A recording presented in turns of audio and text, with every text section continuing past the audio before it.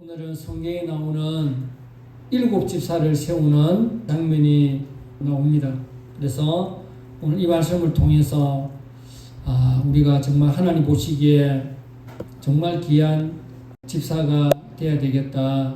집사로서의 삶을 감당할 수 있도록 우리가 마음의 준비를 하고 그렇게 어떻게 살아가야 될 것인가, 그런 것들을 한번 생각해 보는 시간이 되면 됐습니다. 우리말 집사는 한자어죠. 한자.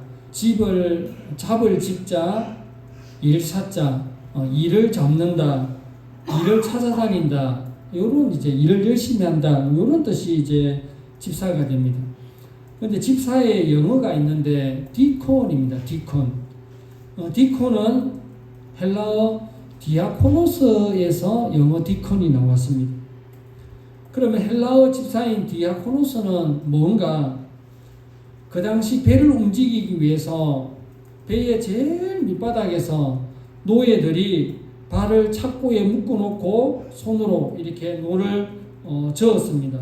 영화 벤허를 보시면 앞에 있는 사람이 배를 이렇게 북을 둥둥 이렇게 북을 빨리 치면은 빨리 노를 젓고, 천천히 하면 천천히 노를 젓고, 그 당시는 엔진이 없었기 때문에 손으로 이렇게 노를 저었죠. 참 노예들이 비참하죠. 배 제일 밑창에서. 그래서 만약에 전쟁 중에 배가 파손되면은 노예들은 그냥 배와 함께 깔아앉고 맙니다. 죽고 맙니다. 착고에 묶여 있어서 어떻게 나올 수가 없습니다. 그러니까 그 당시 디아코노스, 배에 노를 젓는 그 노예들은 우리가 전쟁에서 지면 나는 죽는다. 내가 살 수 있는 유일한 길은 우리가 전쟁에서 이기는 길이다라는 비장한 각오를 가진 그 노예를 가리켜서 디아코노스, 거기서 디콘, 집사가 나온 것입니다. 배와 운명을 같이 한 운명 공동체입니다. 우리 교회에서도 우리는 집사님을 좀 제일 쉽게 생각하죠. 이 교회 와서 세례받고 신앙생활 조금만 하면 호칭이 부르기가 애매하니까 그냥 집사님 이렇게 불러주는데, 이 집사의 헬라어 어원이 디아코노스가 배 제일 밑에서 노를 젓는, 배와 함께 운명을 같이 하는 그 사람을 디아코노스 집사라고 불렀던 것입니다. 사도행전 우리가 6장을 읽었는데 사도행전 1장부터 5장까지의 내용을 보시면 참으로 은혜로운 대목으로 쭉 이어져 나와 있습니다. 사도행전 1장은 예수님의 승천 장면이 나옵니다. 그들의 눈으로 십자가상에서 초라한 예수님이 아닌 하늘과 땅의 모든 권세를 가지신 그 예수님께서 유유히 하늘로 올라가시는 장면이 사도행전 1장입니다. 사도행전 2장은 성령님의 임재가 나옵니다. 제자들은 오순절 다락방에서 성령을 체험하는 극적인 장면을 연출합니다. 이로써 신약의 교회가 탄생된 것입니다. 사도행전 3장은 능력을 행하는 제자의 모습이 나옵니다. 베드로가 성전 미문에서 구걸하는 자를 향하여 은과 금은 내게 없거니와 내게 있는 것으로 내게 주노니 나사렛 예수 그리스도의 이름으로 걸으라 라고 외쳤을 때에 안전뱅이가 일어나고 걷고 뛰는 역사가 일어났습니다. 사도행전 4장에 보면 제자들이 전도하는 장면이 나옵니다. 복음서에 나오는 연약한 제자의 모습이 아니라 이제는 성령으로 충만해서 어느 것도 두려움 없이 담대히 거침없이 전도하는 제자들의 모습이 나옵니다. 뭐라고 그들이 외쳤냐? 다른 이로서는 구원을 받을 수 없나니 천하 사람 중에 구원을 받을 만한 이름을 우리에게 주신 일이 없음이라 라고 담대히 외쳤습니다. 사도행전 5장에 보면 아나니아 삽비라 사건을 통해서 성령님을 속이면 어떻게 되는지 나옵니다. 그 사건을 통해서 그들이 고백하기를 온 교회가 이 일을 듣는 사람들이 다 크게 두려워하니라 라고, 성령을 속이면 죽을 수도 있구나라는 것을 깨달았습니다. 그래서 사도행전 5장까지의 초대교회는 지금까지는 순탄했습니다. 이런 추세라면 전 세계에 기독교를 심는 것은 시간 문제처럼 보였습니다. 그러나 그것이 아닙니다. 사도행전 6장 1절에 오면 이제 교회 안에서 양대 파벌 간에 어떤 갈등이 나옵니다. 헬라파와 히브리파 간에 갈등이 나옵니다. 1절에 보니까 그때의 제자가 더 많아졌는데 헬라파 유대인들이 자기의 과부들이 매일의 구제에 빠짐으로 히브리파 사람을 원망하니 헬라파 유대인들이 나오고 히브리파 유대인인데 헬라파 히브리파 두 종류가 있습니다. 이 헬라파 유대인들은 누구냐? 유대인인데 외국에서 살다가 이제 귀국해서 유대말도 쓰고 헬라말을 쓸 줄 아는 그 유대인들을 가리켜서 헬라파 유대인, 그리고 히브리파 유대인들은 그 지역에서 커서 외부로 나가지 않았던 그냥 그 지역 사람들의 히브리파 사람들입니다. 그런데 이제 교회 숫자가 많다 보니까 헬라파 과부들이 그 구제 명단에서 제외돼 버렸습니다. 음식 끝에 마음 상한다고 같이 먹고 같이 굶고 이래야 되는데 나는 쫄쫄 굶는데 다른 사람이 잘 먹고 있으면 이 안 그래도 배가 고픈데 또 배가 아프기까지 하는 거죠. 그래서 제자들이 팔이 안으로 굽어서 그런지는 몰라도 본토 과부들, 히브리파 본토 태생 과부들에게 더 많은 구제를 하였고 타지에서 들어온 과부들, 헬라파 과부들에게는 구제가 좀 빠졌다라는 것을 알고 거기서 이제 갈등이 터져 나온 것입니다. 그래서 원망이 나오고 초대교회의 어떤 단결성, 결속력에 금이 가기 시작했습니다. 핍박을 받는 공동체는 똘똘 뭉쳐야 하는데 자기 안에서 분열과 갈등이 막 생기고 있습니다. 그것도 다름 아닌 구제에서 제외된 헬라파 과부들의 원망 소리가 터져 나온 것입니다. 이 문제를 해결하기 위해서 사도들이 전체 회의를 소집을 했습니다. 전체 회의를 소집하는 중안에 뭔가 그들이 하나 깨달음이 있는 것입니다. 2절 말씀해 보니까 12사도가 모든 제자를 불러 이르되 우리가 하나님의 말씀을 제쳐놓고 적대를 일삼는 것이 마땅치 아니하니. 처음에 그들이 모였을 때는 헬라파와 히브리파 간의 갈등을 해결하기 위해서 모였는데 이런저런 이야기를 나누는 중에 느닷없이 예수님의 제자들이 하나님의 말씀을 제쳐놓고 구제 사역을 하는 것이 하나님 앞에 좀 잘못되었다라는 것을 깨닫게 된 것입니다. 이렇게 사도들은 자신들이 잘못하고 있는 문제점을 털어놓았습니다. 사도들은 사람들이 먹고 마시는 문제를 돌보다가 하나님의 말씀을 돌보지 아니하였다고 고백을 하는 것입니다. 사도들은 예수님으로부터 받은 그 사명을 잠깐 잊어버렸던 것입니다.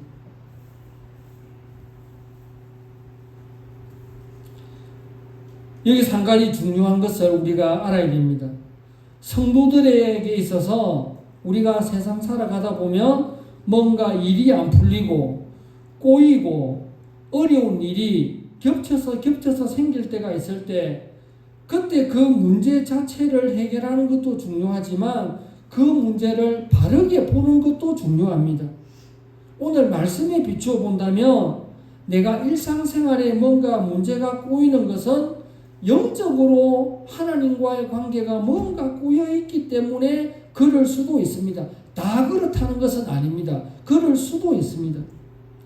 그래서 하나님께서 우리에게 눈에 보이도록 뭔가 안 되는 일을 주시는 이유는 그 안 되는 일을 보면서 자신의 영적인 상태를 점검하라라는 그 귀중한 뜻이 담겨져 있습니다. 이는 하나님께서 우리를 너무나도 사랑하셔서 더 이상 잘못된 길로 가지 못하도록 막으시는 그 사랑의 손길입니다. 그래서 의외로 우리가 영적인 상태가 좋으면 육적인 문제가 술술 풀리는 경우도 있습니다. 예수님께서는 제자들의 막중한 임무는 구제를 맡아서 처리하고 공개를 일삼는 것이 아니었습니다.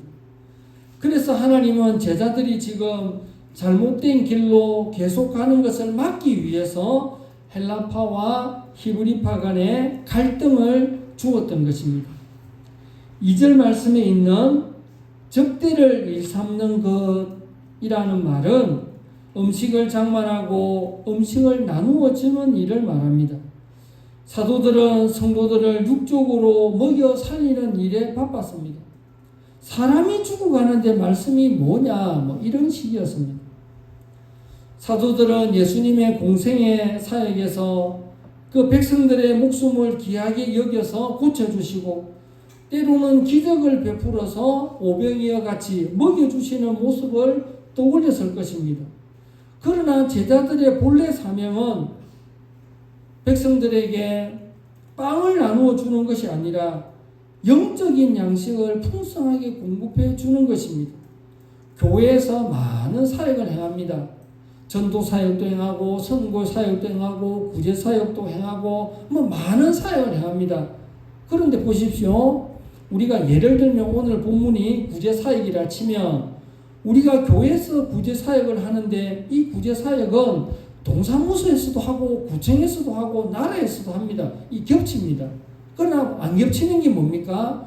영혼을 살리고 생명을 살리는 일은 교회밖에 할 수는 없는 것입니다. 그렇다고 해서 구제 사역이 필요 없다라는 말이 아닙니다. 하기는 해야 됩니다. 적정한 선에서 그 교회 예산에 맞추어서 선교도 하고 구제도 하고 장학 사역도 하고 어쨌든 하나님께서 기뻐하시는 여러 가지 사역을 하는 것은 맞습니다. 그러나 말씀이 중요하고 영혼이 살리는 것이 중요한데 더 중요한 것을 제쳐버리고 다른 사회에서도 일반 사회에서도 하는 것을 쫓아서 막 갈라하는 것. 어느 교회에서 전도 차원으로 노인대학이나 문화교실을 해서 백화점에서 문화센터가 있는 것처럼 큰 교회는 교회 안에도 노인대학도 있고 문화센터도 있고 합니다. 주중에 비어있는 공간에 많은 사람들이 교회에 오도록 하기 위해서 그렇게 합니다. 그거 하기는 해야 됩니다. 중요합니다.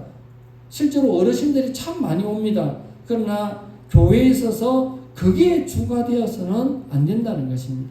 효도도 중요하지만 영혼을 살리는 일을 1순위로 그렇게 가야 되는 것입니다. 이 세상의 나라보다 하나님의 나라가 소중하고 육신의 일보다 영혼의 일이 더 소중합니다. 어떤 세상의 일보다 하나님의 일을 최우선으로 생각을 해야 됩니다. 이것이 천국의 논리입니다. 제자들은 서서히 자기들의 본분을 다하지 못하고 있음을 깨닫기 시작했습니다. 성도들에게 빵만 나누어 주었다가는 예수님이 결코 기뻐하는 것이 아니다는 것을 헬라파와 히브리파 과부들의 분열을 통해서 알게 된 것입니다. 그래서 2절 하반절에 적대를 일삼는 것이 마땅하지 아니하다. 이 적대의 헬라어가 트라페자인데 이 트라페자는 하나는 밥상이고 하나는 돈을 계산하는 돈상입니다. 예수님께서 성전에 들어가셨을 때 금전 이게 개수하는 환전하는 그 상을 엎었다라고 했습니다. 요즘이야 돈을 계산할 때 종이 돈이나 카드나 수표로 무겁지 않은 것으로 간단히 하는데 옛날에는 은화, 금화, 주화 굉장히 무겁고 부피 있는 것을 계산하다 보니까 이 책상을 앞에 두었던 것입니다. 그러므로 사도들이 돈을 섬기는 그 돈상, 돈꾀를 섬기는 일에 바빴다는 것은 음식을 먹이는 일과 돈을 관리하는 일에 바빴다라는 뜻입니다. 그래서 제자들은 지금까지 내가 이제 참 뭔가 잘못되었다라는 것을 깨닫게 된 것입니다. 사도라는 엄청난 직분을 받았던 것을 밥상을 섬기는 것과 재정 출납을 하고 있다니 이 말이 안 되는 것입니다. 그래서 제자들은 결론을 내리게 됩니다. 우선 헬라파 사람들의 원망에 대한 해결책으로 사도들은 자기들이 여태껏 맡아온 일을 어떤 기준을 통과한 7 집사를 택해서 그 집사들에게 구제 사역을 맡기려고 했던 것입니다. 사실 그때까지는 초대교회 성도들이 부동산이나 재산을 처분한 돈을 사도들의 발 앞에 갖다 주었던 그런 사건들이 많이 있었습니다. 그래서 그 엄청난 액수를 사도들이 관리를 했던 것입니다. 이제 사도들은 전체 회의를 통해서 7명의 집사를 택한 다음 자기들이 그동안 해왔던 구제사역을 그 7명에게 일임을 하고 사도들은 본래의 말씀 섬기는 일에 최선을 다하고자 했던 것입니다. 이제는 사도들이 제대로 된 섬김을 하기 시작합니다. 우리말 성경에는 다르게 번역되어 있지만 원문에는 그 뜻을 부각시키기 위해서 같은 단어를 쓴 곳이 있습니다. 제자들이 잘못하였다고 고백한 것이 뭡니까? 2절 말씀에 2절 끝에 접대를 일삼는 것이 마땅하지 아니하니. 그리고 이제 그들이 다시 본분으로 돌아가려고 하는 것이 뭡니까? 4절에 우리는 오로지 기도하는 일과 말씀 사역에 힘쓰니라. 그렇게 나옵니다. 접대를 일삼는 할 때 일삼는이라는 단어와 말씀 사역의 사역이라는 단어가 원문이 같습니다. 우리말로 하면 섬기다라는 뜻입니다. 음식을 섬기다, 말씀을 섬기다 그런 뜻입니다. 그래서 제자들이 지금 그만두려고 하는 것은 식탁을 섬기는 것이고 원래의 직책으로 돌아가 다시 기본으로 돌아가려고 하는 그 일은 말씀을 섬기는 것입니다. 사도들은 두 가지의 봉사와 말씀 가운데에 한 가지를 택해야 됩니다. 식탁이냐 말씀이냐, 행사 중심이냐 말씀 중심이냐, 헌금 관리냐 말씀 관리냐. 사도들은 이제 바른 선택을 하였습니다. 그들은 말씀의 섬김을 택했습니다. 말씀이 앞서야 됩니다. 말씀으로 우선순위를 삼아야 됩니다. 성도들이 이 말씀을 중심으로 모여 교회를 이루어야 합니다. 먹고 즐기고 온갖 재미있는 행사를 가지기 위해서 모여서는 안 됩니다. 이 말씀의 섬김이란 뜻이 무엇입니까? 이것은 성경을 배우고 알게 된 그 진리를 이웃에게 나누어 주는 것입니다. 진리의 말씀을 이웃과 나누고 다른 사람을 진리의 말씀으로 인도하는 일입니다. 그리고 이 말씀의 섬김이란 말씀의 지배 아래 들어가는 것입니다. 아무리 봉사를 많이 해도 내가 말씀의 지배를 받지 않으면 그 사람의 수고가 무슨 의미가 있겠습니까? 말씀이 떠난 수고는 헛수고입니다. 말씀이 살아서 내 안에서 일을 이루며 나를 지배하는, 말씀이 나를 휘감는 이것이 제대로 된 신앙생활입니다. 사도들은 이제 심사숙고한 이후에 식탁과 재정을 맡을 7 집사를 세우게 됩니다. 그 정한 기준이 어쩌면 후대 사람들에게 안수 집사님이나 권사님이나 장로님을 세울 때에 진짜 이런 사람이 되면 좋겠다라는 그 기준이 오늘 말씀의 기준입니다. 3절에 보니까 형제들아 너희 가운데서 성령과 지혜가 충만하여 칭찬받는 사람 7을 택하라 이렇게 나옵니다. 성령과 지혜가 충만하여 칭찬받는 사람이라고 나옵니다. 하나씩 풀어가 보겠습니다. 제일 먼저 성령이 충만한 사람입니다. 성령이 충만한 사람. 여러분 성령 충만이 뭡니까? 하나님의 영이 내 속을 가득 채우고 지배하는 것이 성령 충만입니다.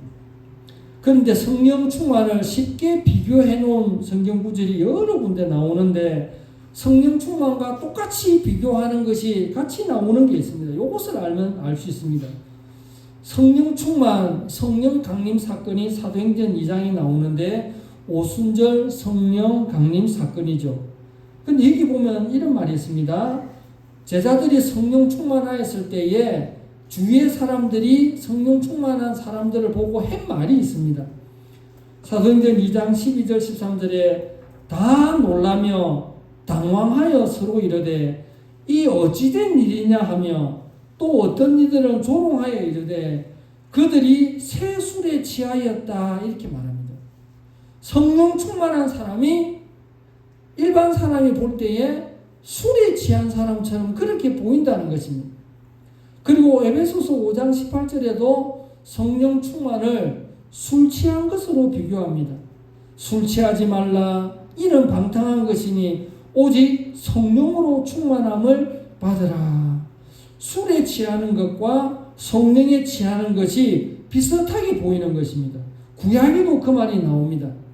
사무엘상 1장 12절 13절에 그가 여호와 앞에 오래 기도하는 동안에 엘리가 그의 입을 주목한즉 한나가 속으로 말하되 입술만 움직이고 음성은 들리지 아니하므로 엘리는 그가 취한 줄로 생각한지라.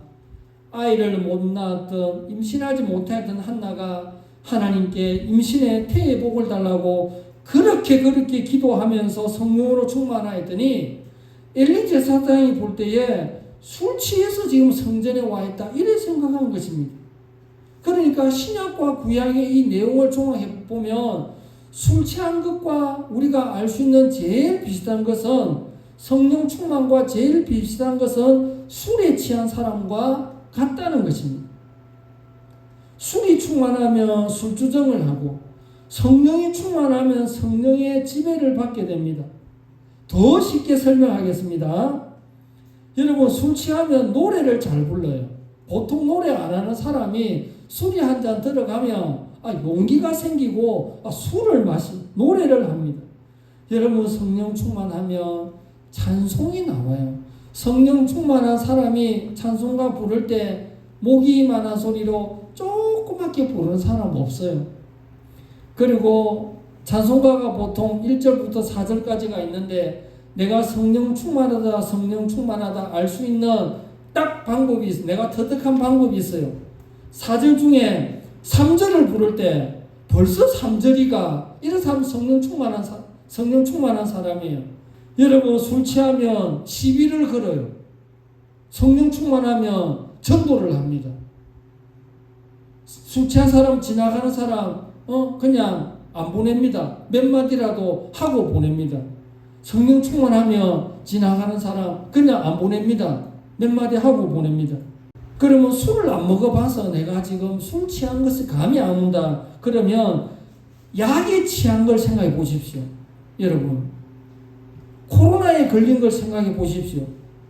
약 먹으면 머리가 멍하고 막 어질어질하고 약이 독하다. 그거랑 성령으로 충만하면 성령이 나를 확 휘감는 상태 그렇게 보면 됩니다. 예수님께서 늘 말씀하시기를 열매로 그들을 알리라 라고 했습니다. 지금 내 상태가 어떤 상태냐 열매를 보면 알 수가 있는데 지금 나의 상태가 성령 충만한 상태인지 성령이 충만하지 않는 상태인지 열매, 결과를 보면 알 수 있는데 성령 충만한 사람은 이러하다라는 것이 나오는 게 있습니다. 여러분과 한번 비교해 보십시오. 성령 충만의 결과가 에베소서 5장 19절 20절에 나오는데 시와 찬송과 신령한 노래들로 서로 화답하며 너희의 마음으로 주께 노래하며 찬송하며 범사의 주 예수 그리스도 이름으로 항상 아버지께 감사하며 이 두 가지입니다. 노래, 찬송. 그러니까 나에게서 찬양이 나온다는 겁니다. 항상 아버지께 감사한다는 겁니다. 내 입술에서 감사가 나오고 내 입술에서 찬양이 나온다. 그러면 성령 충만한 상태고, 내 입에서 불평 불만이 나오고 내 입에서 원망이 나오고 감사가 없다. 그러면 성령 충만하지 않는 것입니다. 감사와 찬양은 말씀 충만의 결과와도 같습니다. 골로새서 3장 16절에 그리스도의 말씀이 너희 속에 풍성히 거하여 모든 지혜로 피차 가르치며 권면하고 시와 찬송과 신령한 노래를 부르며 감사하는 마음으로 하나님을 찬송하고, 그리스도의 마음이 너희 속에 풍성히 가하여, 말씀 충만이죠. 말씀 충만의 상태가 성령 충만의 상태와 같은 것입니다. 결과가 감사와 찬송. 말씀 충만하면 감사와 찬송이 나오고, 성령 충만하면 감사와 찬송이 나오는 것입니다. 두 번째, 일꾼의 첫 번째는 성령이 충만한 사람, 두 번째는 지혜가 충만한 사람. 집사의 두 번째 기준은 지혜가 충만한 사람입니다. 보통 우리가 지혜가 충만하다 그러면 이것을 잘못 해석해가지고, 교회 장로님이 되고 권사님이 되고 안수 집사님 정도 되면은 머리가 좋아야 되나? 대학을 나와야 되나? 중고등학교 때만 공부를 좀 했어야 되나? 똑똑한 사람이어야 되나? 이따 틀린 말입니다. 성경은 하나님의 일을 함에 있어서 지혜롭다, 그 사람의 지혜롭다라는 것을 다르게 해석을 합니다. 출애굽기 36장 2절에 보면 모세가 브살렐과 오홀리압과 및 마음이 지혜로운 사람, 곧 그 마음에 여호와께로부터 지혜를 얻고 와서 그 일을 하려고 마음에 원하는 모든 자를 부르매, 성경에 말해서 어떤 주의 일을 하면서 그 사람이 지혜롭다라고 말하는 것은 머리가 지혜로운 것이 아니라 마음이 지혜롭다는 겁니다. 그러면 머리가 지혜로운 것은 이해가 되는데 이 마음이 지혜로울 수 있냐? 이 마음이 지혜롭다는 것이 뭐냐면 하나님께서 그 사람 마음에 지혜를 주어서 하나님의 마음과 그 사람의 마음이 하나가 되는 것입니다. 그래서 그 사람은 그 일을 자원하는 심령으로, 기쁜 마음으로, 감사하는 마음으로 주의 일을 하게 되어 있는 것입니다. 그래서 그 일이 나에게 부담이 되지 않고 그 일이 나에게 기쁨이 된다. 자원하는 마음, 기쁜 마음으로 하고 싶은 마음, 이게 지혜로운 마음이라는 것입니다. 지혜가 충만한 사람은 머리가 좋은 것이 아니라 하나님의 마음을 품고 그 일을 하고 싶은 마음이 생겨서 그 일을 순종하는 마음으로 겸손히 행할 수 있는 그 사람을 지혜로운 사람이라고 하는 것입니다. 여러분, 그렇다면 지혜의 왕 솔로몬을 한번 보겠습니다. 열왕기 3장에 솔로몬이 1000번제를 드린 이후 하나님께서 원하는 소원을 하나 들어주겠다라고 했을 때에 솔로몬이 지혜를 달라고 했습니다. 그럼 이 지혜가 머리가 똑똑해지는 머리의 지혜겠습니까? 하나님의 마음을 읽고서 하나님의 마음과 내가 하나가 되어서 하나님의 일을 하는 마음의 지혜겠습니까? 머리의 지혜가 아닙니다. 마음의 지혜입니다. 성경에 그렇게 나와 있습니다. 열왕기상 3장 12절에 내가 내 말대로 하여 내게 지혜롭고 총명한 머리를 주노니, 이래 안 돼 있고 지혜롭고 총명한 마음을 주노니 내 앞에서 너와 같은 자가 없었거니와 내 뒤에도 너와 같은 자가 일어남이 없으리라. 솔로몬이 받은 지혜는 똑똑한 IQ 120의 그런 지혜가 아니라 지혜롭고 총명한 그 마음을 주어서 하나님의 마음이 내 마음이 되어서 하나님의 마음을 내가 읽어서 하나님의 뜻대로 행하는 것, 이게 지혜라는 것입니다. 잠언 3장 18절에 지혜는 그 얻는 자에게 생명나무라. 지혜를 가진 자는 복되도다. 잠언 4장 7절에 지혜가 제일이니 지혜를 얻으라. 성경은 지혜가 제일 좋다라고 말합니다. 그러면 머리가 제일 좋은 게 그럼 제일 좋은 겁니까? 아닙니다. 성경이 말하는 지혜는 마음의 지혜인데 하나님의 마음을 받는 것, 분별력을 얻는 것, 이게 지혜입니다. 오늘 우리는 하나님께서 기뻐하시는 일꾼의 자격에 대해서 배웠습니다. 성령이 충만한 자, 지혜가 충만한 자입니다. 그렇게 될 때에 그 사람은 하나님과 사람에게 칭찬을 받게 되어 있습니다. 성령이 충만하고 지혜가 충만했던 사람이 성경에 나옵니다. 바로 요셉입니다. 요셉은 형들의 모함으로 17살에 애굽으로 종으로 팔렸습니다. 13년이 지난 30살이 되었을 때에 요셉은 애굽의 국무총리가 됐습니다. 두 번째로 올라간 그 통치자의 비결이 뭡니까? 그것은 바로 성령 충만과 지혜 충만입니다. 창세기 41장 37절부터 보시면 바로가 그의 모든 신하가 이 일을 좋게 여긴지라 바로가 그의 신하들이 이르되 이와 같이 하나님의 영에 감동된 사람을 우리가 어찌 찾을 수 있으리요? 하나님의 영에 감동되었다. 성령 충만 아닙니까? 또 너와 같이 명철하고 지혜 있는 자가 없도다. 너는 내 집을 다스리라. 명철하고 지혜 있는 자, 지혜 충만 아닙니까? 그러니까 하나님의 일꾼의 자격이 성령 충만과 지혜 충만인데 이것을 동시에 받았던 사람이 바로 요셉이라는 것입니다. 바로는 지금 둘러서 많은 사람들에게 요셉을 칭찬합니다. 성령이 충만하였다. 지혜가 충만하였다. 7 집사의 그 기준과 같습니다.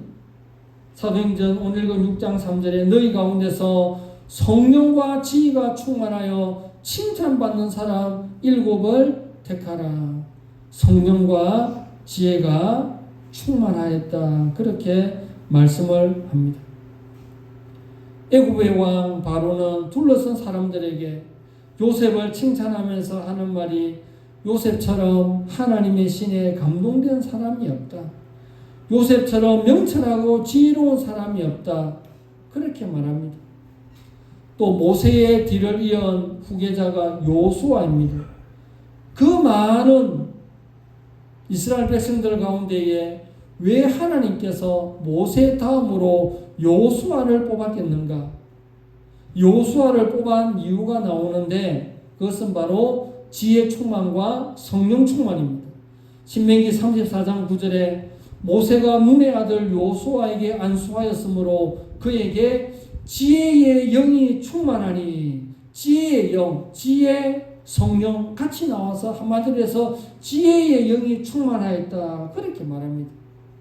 저와 여러분은 하나님 앞에 쓰임 받아야 됩니다. 천국은 침노하는 자의 것이라 했습니다. 내가 가만히 있으면 안 됩니다. 하나님 나에게 건강을 주십시오. 하나님 물질을 주옵소서. 자녀 형통의 복을 주옵소서. 그런 기도와 함께 하나님 나에게 성령의 충만을 달라. 하나님 나에게 지혜의 마음을 달라. 이 지혜, 하나님의 마음이 내 마음과 같아져서 하나님의 마음을 읽어내는 것, 하나님이 어떤 생각을 가지고 계시느냐, 그게 지혜라는 것입니다.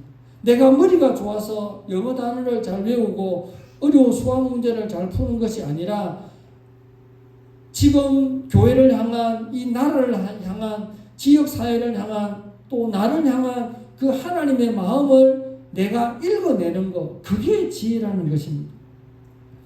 애굽의 총리가 된 요셉, 이스라엘 백성을 이끌고 가나안 땅으로 이끈 지도자 요수아, 이 둘의 공통점이 바로 지혜 충만과 성령 충만입니다.